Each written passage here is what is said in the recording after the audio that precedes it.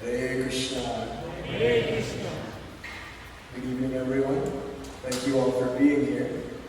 My name is Keshava. I'm from our sister temple in the Dallas community, and a competition.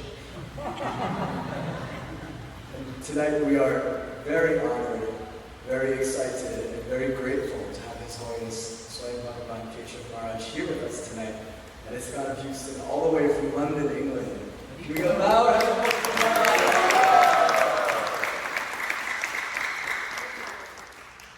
Although he needs no introduction, Svayam Bhagavan Keshava Swami is a spiritual author, community mentor, dynamic teacher, and worldwide traveler.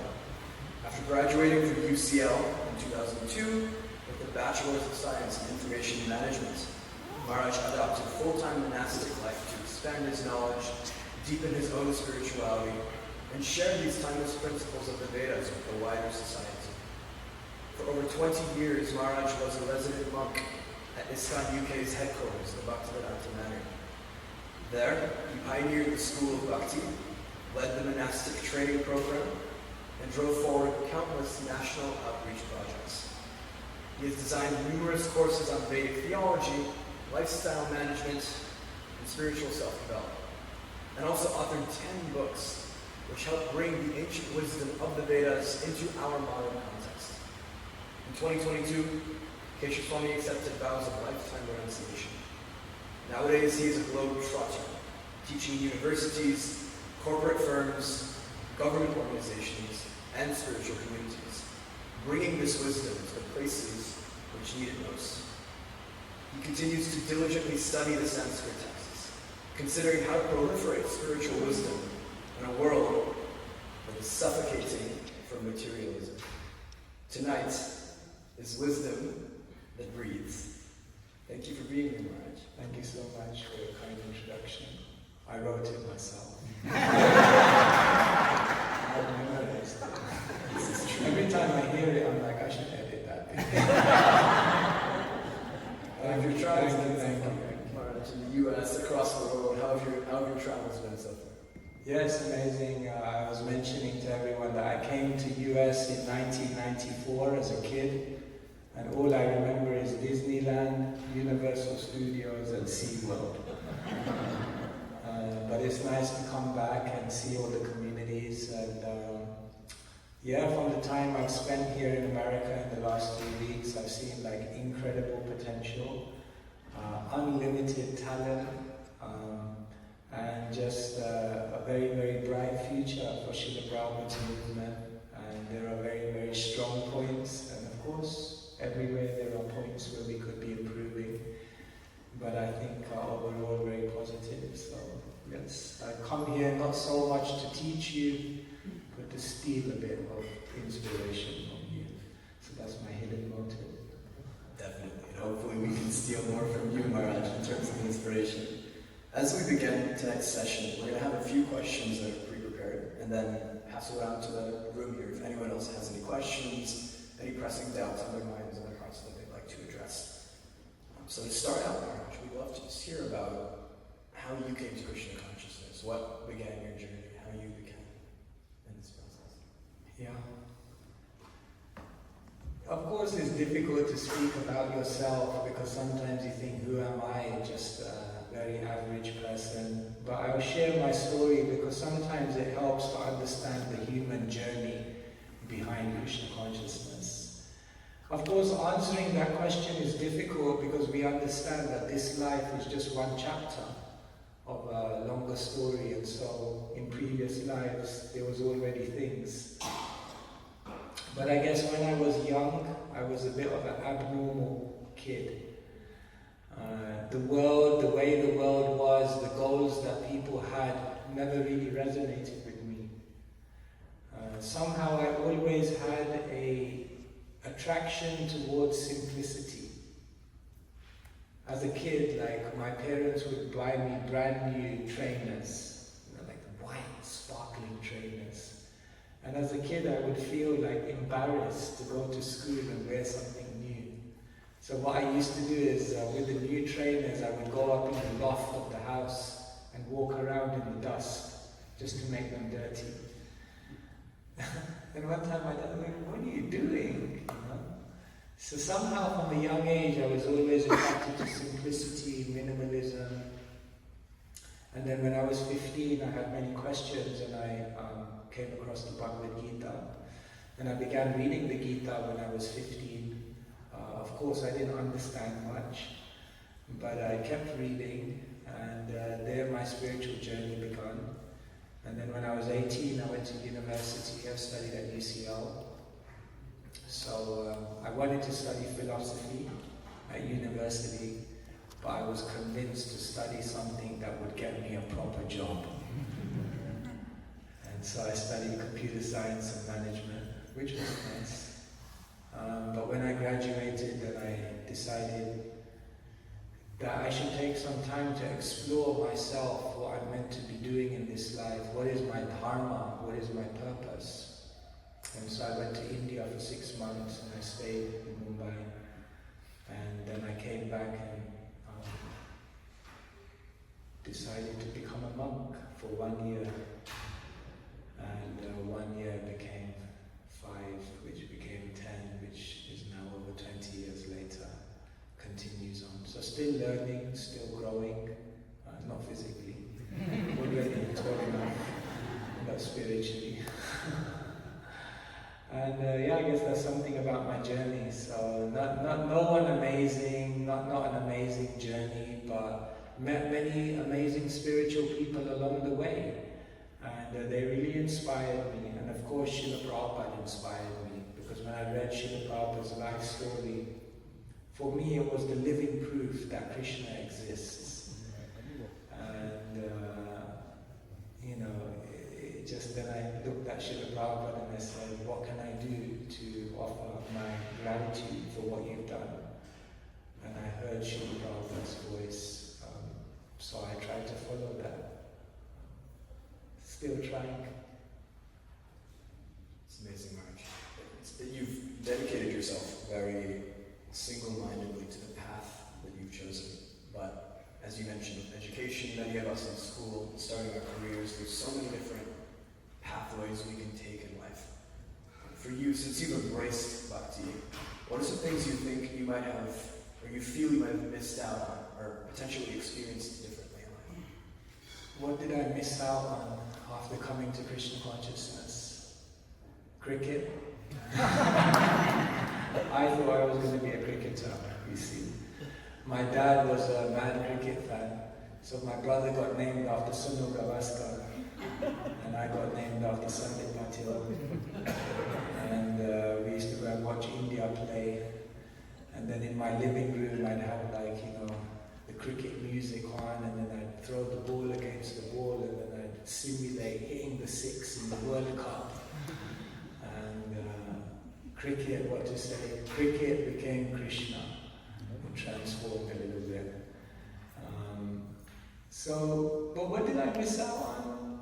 I don't know. When you come to Krishna consciousness, what my experience was is that everything I wanted to do in life, when I came to the Krishna consciousness movement, I did it, but in a spiritual way. Like when I was young, I wanted to travel the world. Well, there you go. Krishna fulfills your desire in the Hare Krishna movement. Nowadays, I'm on a flight every 3 days. When I was young, I wanted an adventure. And I tell you, there's not one boring day in the Hare Krishna movement. I mean, something happens every single day. It's always an adventure. When I was young, I wanted to do something to serve the world. I remember as a kid, I would watch these programs of, you know, children in Africa who were in famines and people who were suffering. And I would feel, I have to do something in my life to help people. And then in the Krishna consciousness movement, here we are with the opportunity to offer the greatest welfare work to people in the world. So I have to honestly say that I don't feel like I missed out on anything in the Krishna consciousness movement, but I just found a spiritual way to do it all.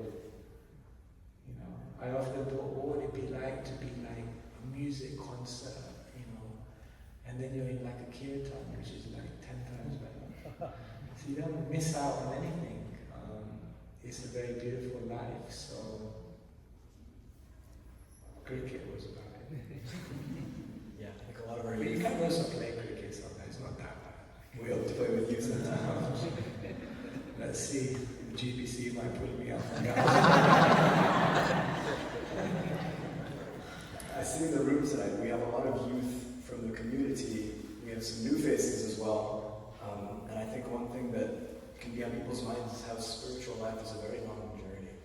There's a lot of phases, there's a lot of challenges, a lot of obstacles that we have to overcome.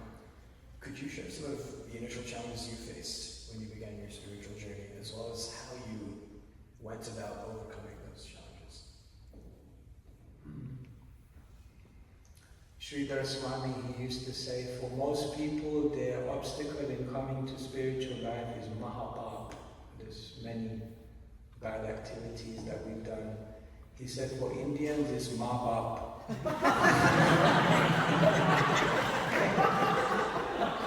So, you can imagine. It was a little difficult, you know. Of course, my parents are wonderful. They're happy now, actually. So all the moms and dads, don't worry, they're happy now.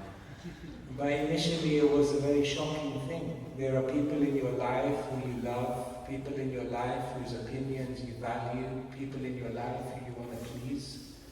And then you take up a life of spirituality in which they may not necessarily appreciate that.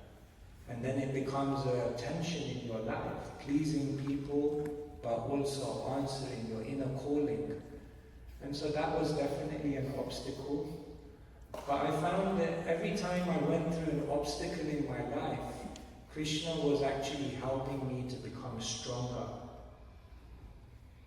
When I first came to the temple, a devotee told me a story, and I remember it even today. He told the story of the caterpillar that was becoming a butterfly. And the butterfly was breaking out the cocoon, struggling. And so this man was looking and he thought, oh, it's struggling so much. Let me just open up the cocoon. So he slit the cocoon. And then the butterfly came out and started flying. But then after 1 minute, the butterfly came crashing down and died. And he thought, what's the reason? And then he realized, no, it's nature's arrangement. The butterfly has to struggle with its wings to break open the cocoon, because by struggling it develops the strength which then helps it to fly in the sky. And I always remembered that story because what it taught me is that in life we have to learn the art of becoming comfortable with the uncomfortable. Every time there's a problem, every time there's an obstacle, every time there's a difficulty, instead of just trying to run away from it and blame God, rather to face it and learn from it and grow from it.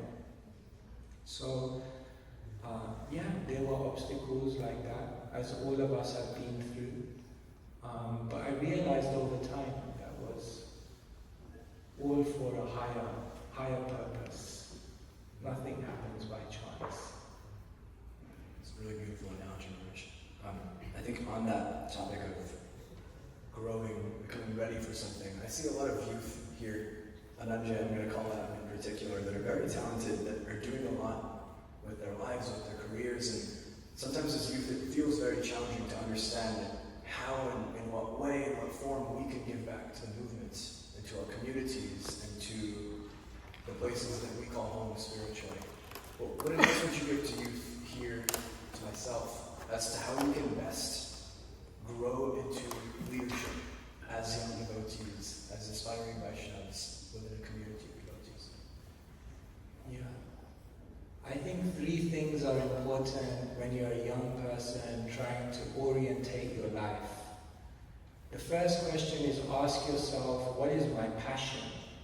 What are those things that I do that when I do them I lose track of time because they're just so natural to me? Number 2, ask yourself, what abilities have I been given by God?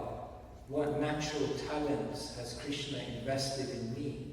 What skills do I have that are the gifts of the divine? And number 3, look at the world and say, what service can I do? Where can I make a contribution? What part of this world can I change? Look at our movement and say, what part of Srila Prabhupada's dreams and desires can I be a part of? And when you combine your passion and you integrate it with your expertise, and then you use it for service, then watch your life just become so beautiful. And this is basically Dharma. So each one of us have to find our Dharma, our meaning, our purpose, the contribution that we're meant to make. In the Bhagavad Gita, Krishna says, every soul is amazing. And every soul is amazing in different ways. And so, Srila Prabhupada, he never taught Krishna consciousness as rules and regulations. He taught it as a spiritual science, a movement of transformation. Srila Prabhupada never taught Krishna consciousness as a religion of rituals and culture. He talked about it as a dynamic movement meant to serve the world and create a spiritual revolution.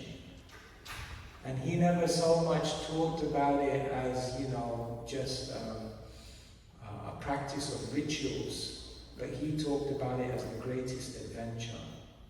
And so I think we have to begin seeing spiritual life as an adventure. Otherwise, if it's just a religion, it won't be exciting enough. Yeah, I think we all crave adventure as a youth, that's for sure. I think one final question for me before we open it up to the room here.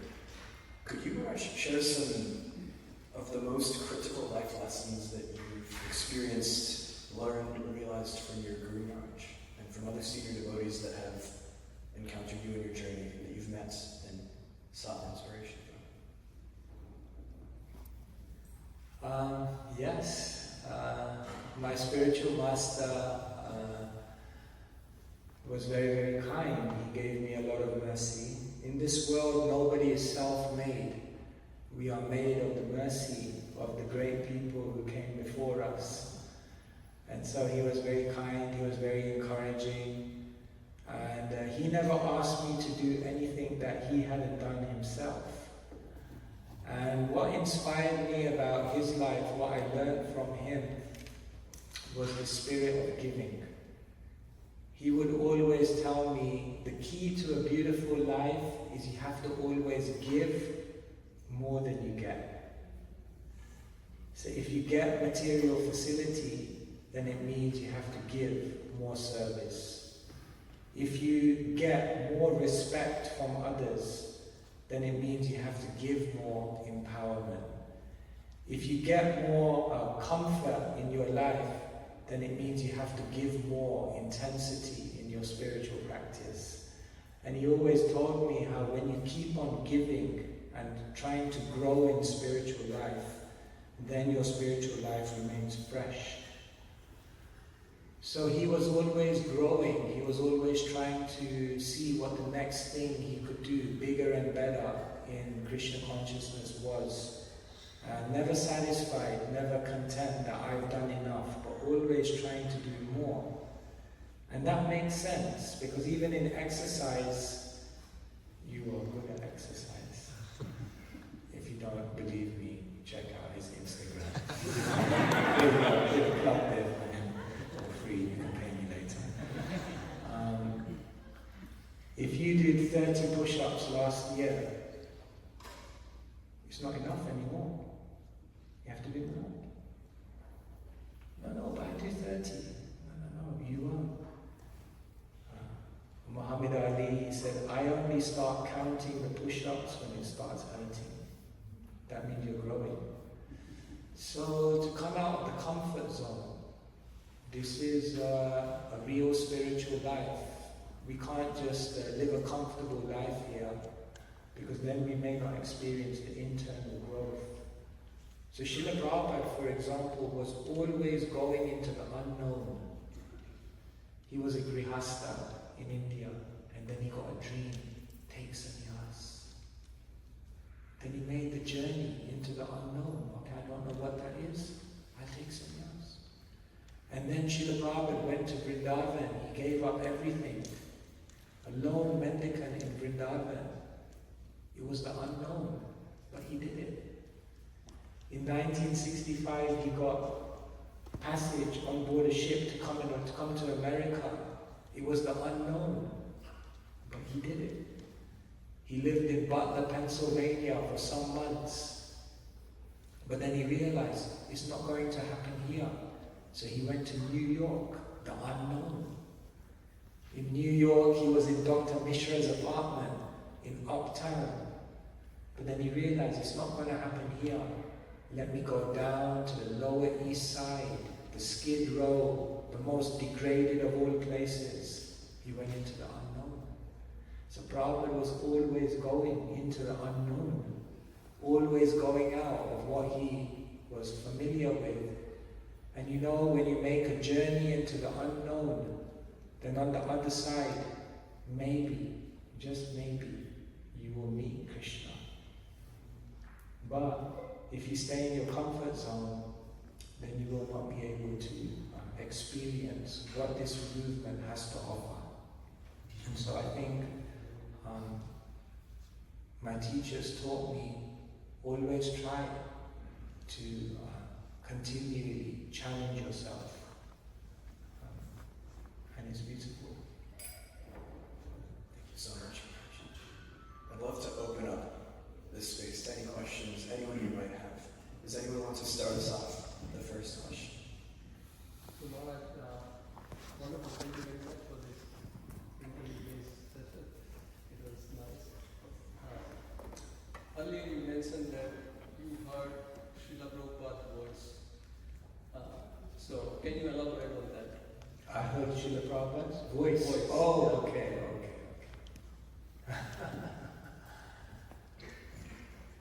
Whether I heard Srila Prabhupada, his physical voice, something within me, but I heard Srila Prabhupada's call. And Srila Prabhupada's call was the same call that he gave to everyone. Srila Prabhupada came on national television and he said, I'm begging you, help me to spread this Krishna consciousness movement. It's the greatest need of the day. So, I heard that call. When Srila Prabhupada would travel, he would quote the verse, Brahmande Brahmite Guna Bhagyavan Jeev Guru Krishna Prasade Pai Bhakti Lata Bij. And then he would say, it's very fortunate if you get this seed of devotion. And then he would say that if you've taken your birth in this spiritual family where you have this opportunity, then make your life successful and spread it to everyone else. So that's the call that I heard. And I believe that if we're in tune with Srila Prabhupada, every time we go before Srila Prabhupada, we will hear him saying that. You know, sometimes I go to Vrindavan in January just for time, just to read and chant in Vrindavan. And every day we start the day by going to Srila Prabhupada's Samadhi, and we do Mangalarati there. And you know what happens after 5 or 6 days? I start hearing voices.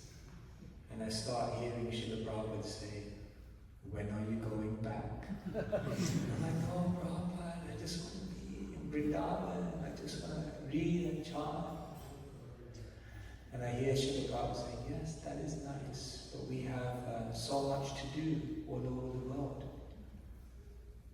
So, Srila Prabhupada has given us a life in which there's so much opportunity to serve the world, serve the community. This afternoon at the university I was quoting one Indian writer who said, when I slept, I dreamt that life was joy. When I woke up, I realized life was service. But then when I started serving, I realized service is joy. So build a life of devotional service. We may sometimes come in front of Krishna and say, Krishna, I have no love for you. But if we can say, Krishna, I love to serve you, Krishna, I love to serve your mission, your pure devotee, Srila Prabhupada.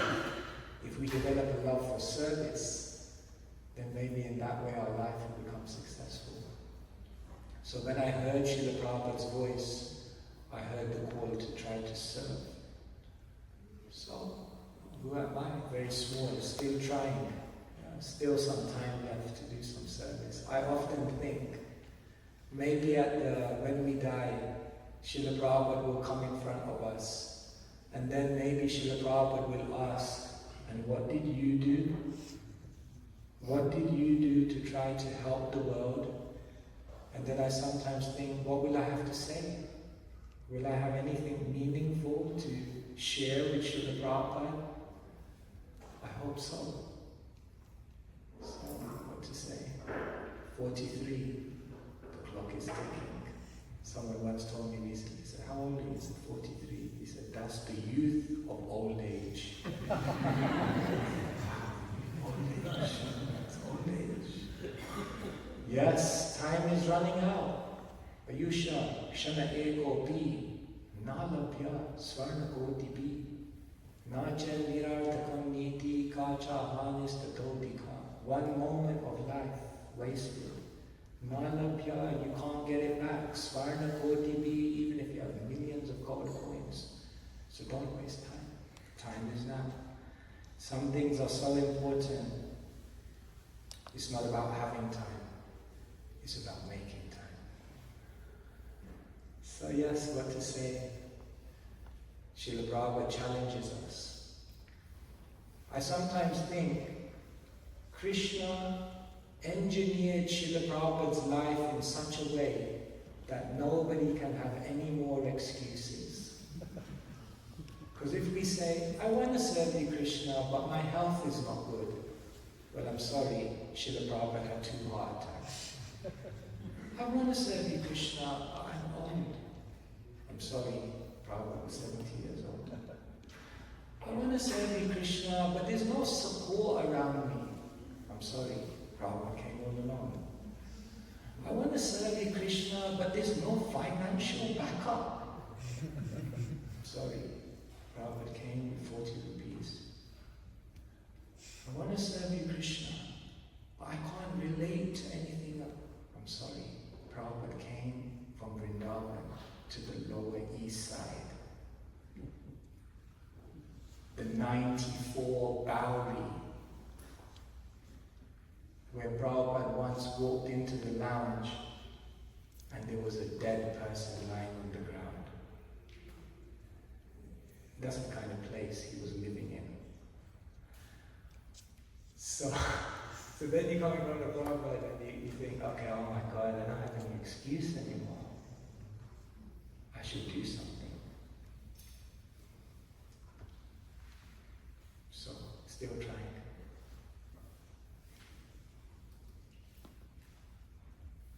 Thank you, Maharaj. Could you speak a little bit about like the mindset that goes on? Because you travel a lot, obviously your responsibilities that you have are incredibly high and high pressure. And could you speak about the mindset that kind of pushes you through, like for example, the daily challenges in life, like you were speaking, and also like the long-term challenges, the ones that don't get solved in one day, the challenges that almost grow over time, but you have to keep solving and going at, like those long-term and short ones, and how you go about it, like mindset-wise, and how you're able to take that spirituality and still maintain and grow it, while still tackling all these challenges. Just like your mindset on that would be helpful. I think the first thing that helps is when you have good friends walking the journey with them. You'll notice when you have good friends who are on the same page and who you have a love and a trust with and who you can have a laugh with, then you can practically bear anything. An African proverb says, if you want to walk fast, walk alone. But if you want to walk far, walk with many. And so I find that just having good friends already is like a big help. We had our temple president in the Mana, he was Sri Dharma Guru. Many of you may have heard of him. He was like my senior by many years, and he was the one that encouraged me to join. So he was old enough to be my father. He was my father practically. But every Sunday, he was the temple president, he would invite me into his office, and I would sit there, and then he would just tell me all the mad things that go on in a Hare Krishna temple. All the people, all the fights, all the controversies, and we'd just sit there and just laugh at it all. Well, what a crazy world. And then one day I was leaving his room, and he said, Sutapa, that was my name before, Sutapa, he said, thanks for being my therapist. I said, but I didn't give you any advice. He said, no. Therapists don't get paid for that. They just get paid for listening. And he said, and then he opened his heart. He said, it helps me just to talk about it. So there are so many challenges in life, but when you just talk about it openly with friends, you realize maybe it's not as bad as I think it is. It's okay, you know. Don't take the illusion too seriously. That's what he used to say to me. Don't take the illusion too seriously. He said, if you don't laugh, you'll cry. And therefore he said, laugh, smile, have an adventure, do something for the Krishna consciousness movement, here today, gone tomorrow. It's a short life. Do what you can. And so I think that really helps, you know, good friendships, makes everything possible. And then what I would say is strong purpose. Nietzsche, to quote one of the acharyas of our time, says, if you have a strong enough why, you can deal with any how and what. Fearless people are not people who don't have fears. Fearless people are people who have found a purpose that's much greater than their fears. And therefore, if you find something that just captures your imagination, nothing's a challenge. Everything is just something you have to go through because your mind is focused on where you want to be. So yeah, we have to find something that captures our imagination. And then all the noise disappears. There could be much more to say, but just some answers. Hope it helps.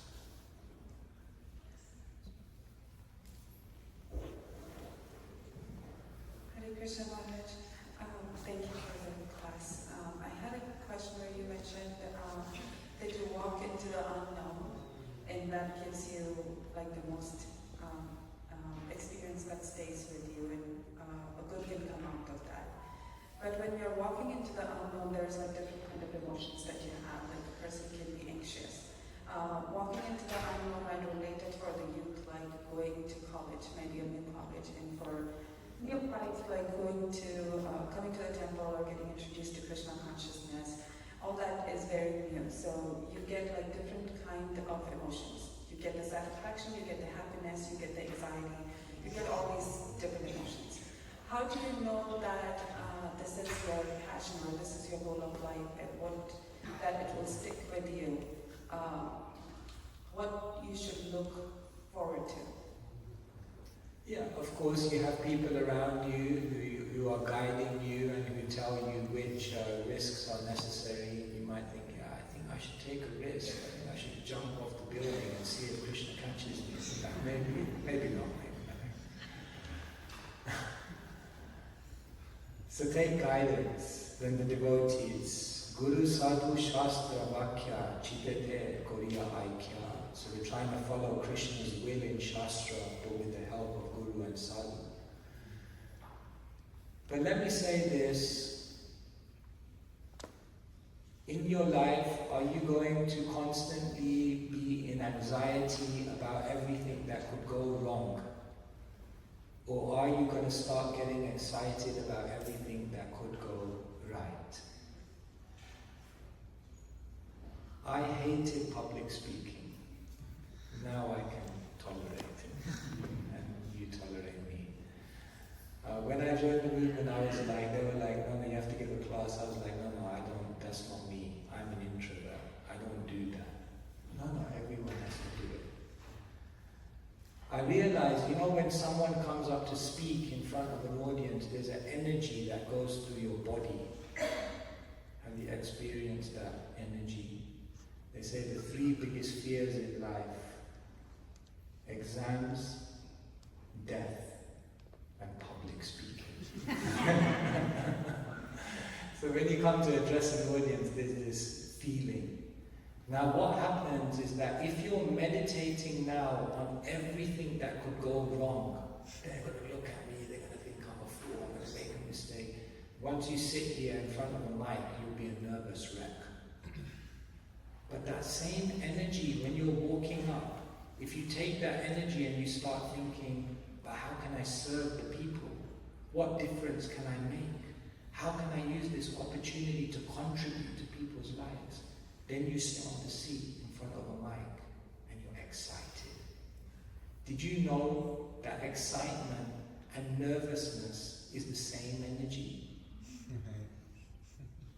But it's an energy which is being framed in a different way, and therefore it will come out as nervousness or excitement. Some people say, no, I'm risk averse. No, but you'll grow to love risks because you'll get that faith. Krishna is there.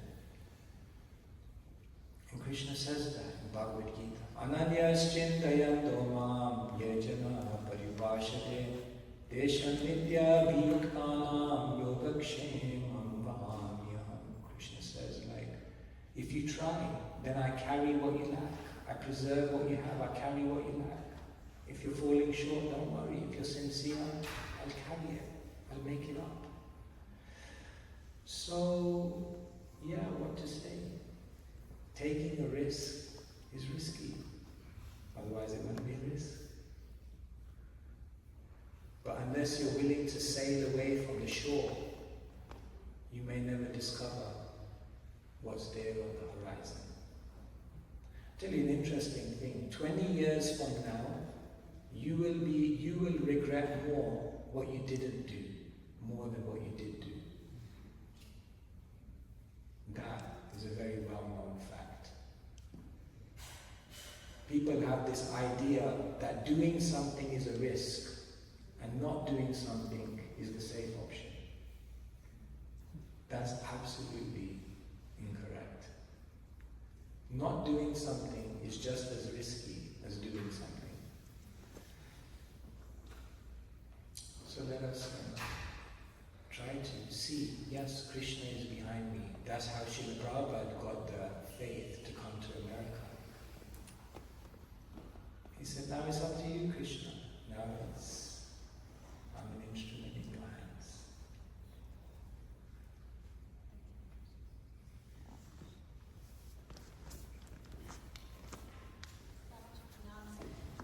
So people like us who have the faith, we have the faith. What about people, what would you tell to somebody if somebody says, where is the God, or do you see God, or how do you prove there's a God? People just say, I believe in just morality and doing good, but I don't necessarily believe in God. So what do you do if someone says, I don't see God? Well, you can ask them, have you ever seen your brain? I know. Well then clearly, dear sir, according to your logic, you're brainless.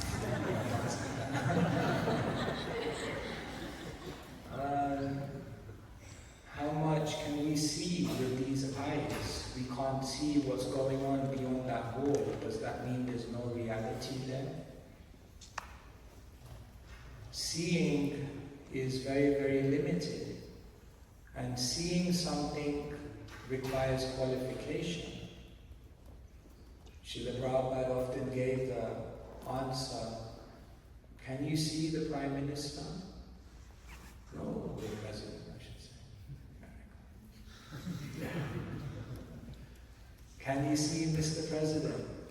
No, but who are you? you have to have some qualification, otherwise how will you get an audience with the president? So Srila Prabhupada, he never presented Bhagavad Gita as a religion, that you have to believe in God. When I first came to the temple, a devotee said to me, Bhagavad Gita is not meant to make you believe in God. I was like, does this guy know what he's talking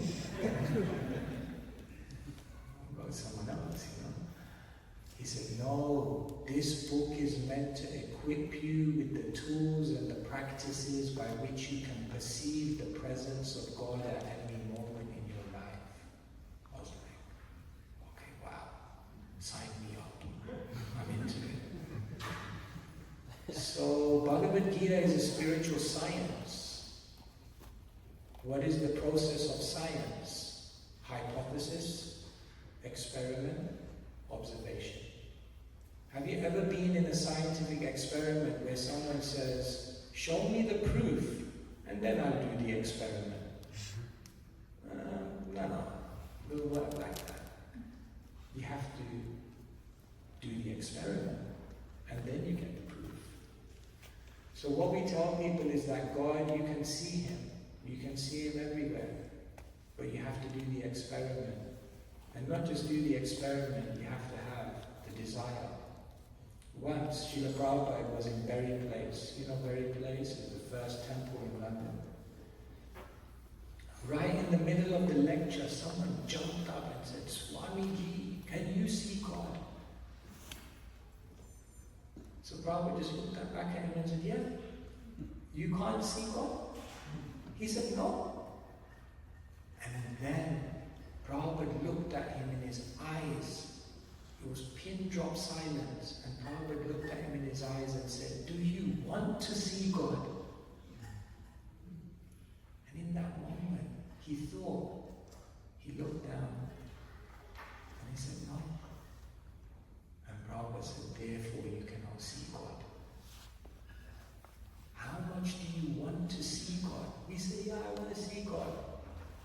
But then our activities reflect something else. I want to see God, but I work all day for money. I want to see God, but then in my spare time I go for a holiday to chill out on the beach. So do you really want to see God? Then you have to do the experiment. And then Krishna says, Yomam pasyati sarvatra sarvacham mai pasyati tashyam na pranashyami sachamena pranashyati. For one who sees me everywhere and sees everything in me, I am never lost, nor is he ever lost to me. So we don't see the world as it is. We see the world as we are. Therefore, Premanjana Charita Bhakti Vilochane Santa Shade Veritayeshu Vilokayanti. You have to develop eyes of love, and then you can see God. So it's not a very convincing argument if someone says, I cannot see God. Become qualified.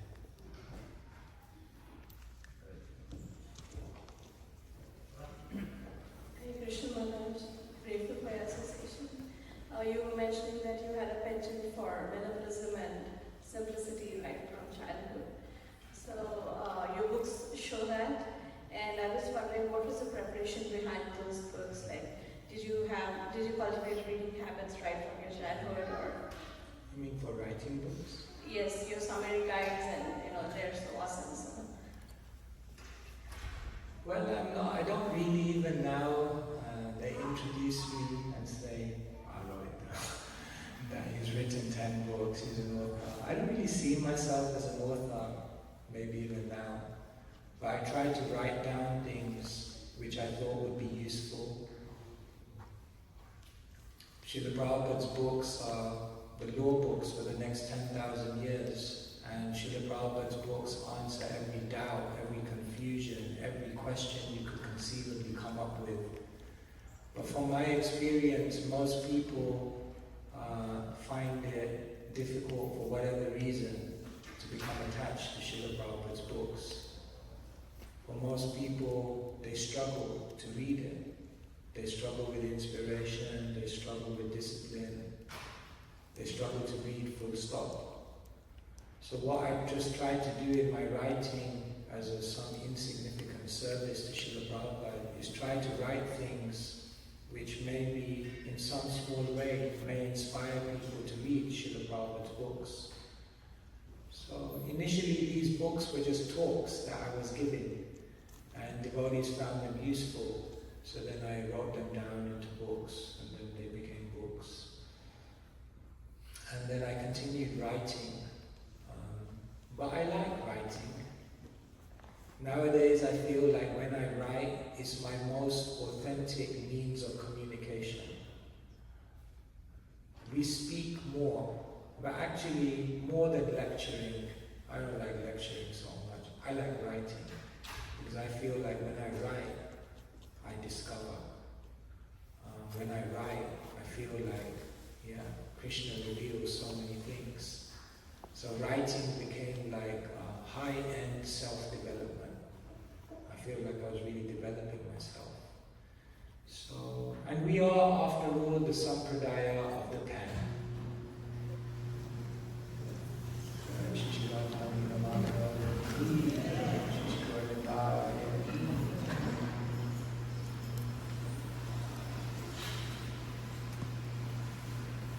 So all the great devotees in our tradition, they wrote. Now we may say, who am I? Just a small person. What will I write? But the amazing thing is, when Srila Prabhupada came to New York in 1966, he started Back to Godhead. And you know what he said? One article, my Guru Maharaj. One article, me. And one article, one of you. One will never participate. But Prabhupada said, no, you must write your realizations. Because you know, when people hear your story, when people hear that human experience behind Krishna consciousness, you can reach people's hearts. So, therefore we're trying with all our limitations. But ultimately, what are these books? Only to take people to Srila Prabhupada's books. If it does that, it's a success. If it doesn't, I'll try better next time. Just curious how you arrived at those acronyms for the Bhagavad. So for those of you who are familiar, what we try to do is summarize every chapter of the Gita with an acronym, which basically tells you everything that's in that chapter. So how did I arrive to that conclusion? I don't want to sit here and say that it was all channeled from Krishna and it was just the biomedium, but the reality is obviously Krishna says, Paurusham Vishu, I give ability to do things. So naturally Krishna, I think when you have a desire to try to reach people, then Krishna inspires you with the words which can help to explain things to them. Srila Prabhupada made that prayer, that now Krishna, you make my words suitable for their understanding. And so I thought, let's try it. If it helped you, I'm happy. Happy goes to Krishna. I'm just a messenger. Yes, you just let me know when we have to. It's going to be the last question. This is the last. Maharaj, I have a question. I'm not the boss here, and I want to be invited back again. I don't want to make any controversial decisions at this point. It has to be last question as Maharaj hasn't taken prasadam yet and he has to get up early in the morning tomorrow. So request you to negotiate and ask one question please.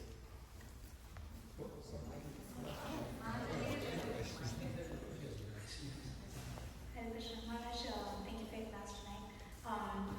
I've heard a lot about journaling. Do you think devotees, what are your thoughts about journaling? Should devotees, keep a journal? And if yes, then what should be your thought? In one word, yes. I believe everybody should journal. In our tradition, most devotees were journaling. Krishnadas Kaviraj Goswami was journaling. Swarup Damodar was journaling, otherwise we wouldn't know anything about Chaitanya Charitamrita. Bhaktivinoda Thakur was journaling, Svalikita Jivanam, his own life story told by himself.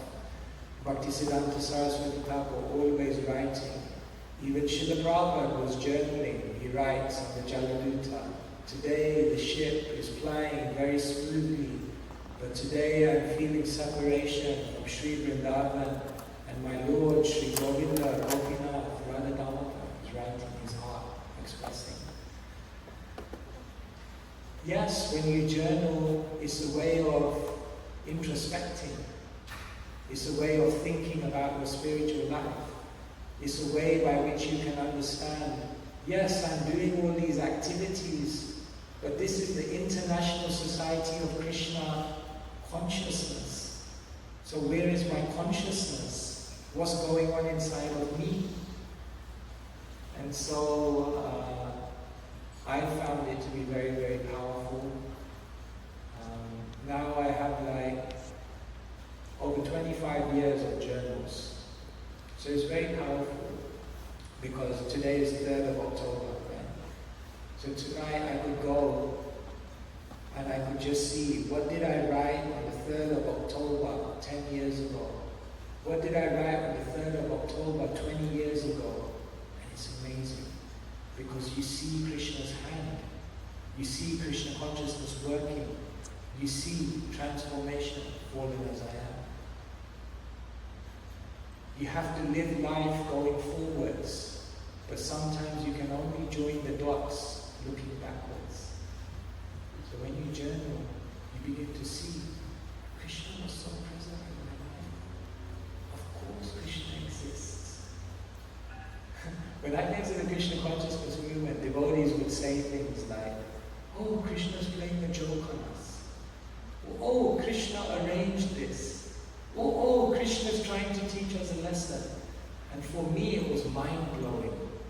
Because I never thought of God as someone who's so involved in your life. I thought God's up there, we're down here, you follow the rules, and He won't do anything bad to you. And here were the devotees talking about Krishna as if He was so involved in their life. I was like, wow, this is amazing. Krishna is involved in my life? But then when you observe, you begin, or you ask one devotee, have you ever seen Krishna's face? He said, I don't know, but I see Krishna's hand every day. Can you see Krishna's hand in your life? It's there. But when you journal, you become more conscious about things that otherwise you may be very unconscious about. So try it out without trying to do a public advertisement here. If you do journaling, if you write on YouTube journaling and Keshava Swami, then I've also done a whole workshop on how you can actually journal and what do you write in a journal. And I even show my journal dark secrets. So if you want, you can look at that.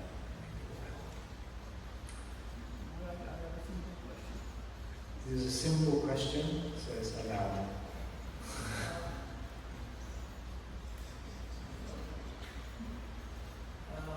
Your full name is Svayam Bhagavan. What was the motivation behind giving you that name? I know. Yes, some people feel like, how can you walk around with a name like Swayam Bhagavan? Thank you for clarifying this point. I also wonder.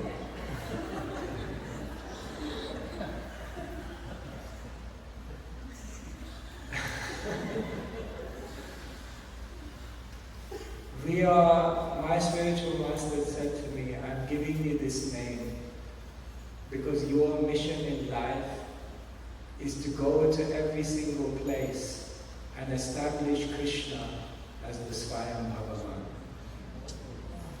So,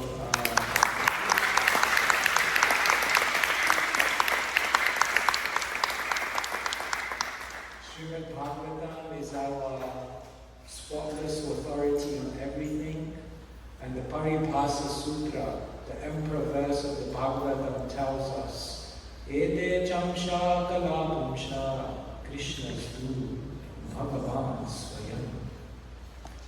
The world needs to understand that there is a supreme person. His name is Krishna. He plays a flute. He's running around dancing, singing, stealing. And he's full of character, charisma and charm. And he's your best friend, as well as being the supreme person. And therefore, my spiritual master said, we should go around the world and remind people of this forgotten knowledge. So yes, this is in no way, shape or form an indication of anything other than that. We are small, insignificant, tiny servants of the Swayam Bhagavan Keshava, who is looking after all of us. His Holiness Swayam Bhagavan Keshava Maharaj ki